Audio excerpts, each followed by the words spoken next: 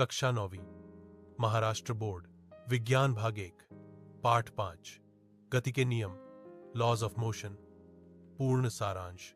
इस पाठ में सर आइजक न्यूटन द्वारा दिए गए गति के 3 नियमों का विस्तार से अध्ययन किया गया है, जो वस्तुओं की गति और उन पर लगने वाले बल को समझने में सहायता करते हैं।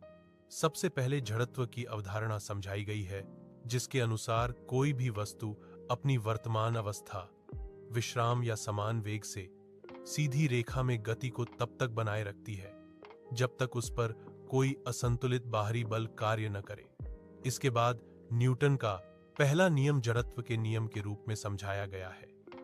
दूसरे नियम में संवेग की परिभाषा दी गई है और बताया गया है कि किसी वस्तु के संवेग में परिवर्तन की दर उस पर लगाए गए बल के समानुपाती होती है तथा बल की दिशा में होती है, जिससे बल का गणितीय रूप F प्राप्त होता है। इसी नियम के आधार पर बल, द्रव्यमान और त्वरण के बीच संबंध स्पष्ट किया गया है तथा इसके कई दैनिक जीवन के उदाहरण दिए गए हैं। तीसरे नियम में क्रिया और प्रतिक्रिया के सिद्धांत को समझाया गया है, जिसके अनुसार हर क्रिया के बराबर तथा विपरीत दिशा में प्रतिक्रिया होती है।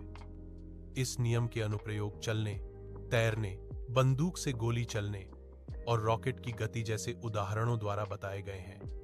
अंत में इस पाठ के माध्यम से यह निष्कर्ष निकाला गया है कि गति के नियम हमारे दैनिक जीवन और विज्ञान के अनेक क्षेत्रों की आधारशिला हैं और वस्तुओं की गति को समझने में अत्यंत महत्वपूर्ण भूमिका निभाते हैं।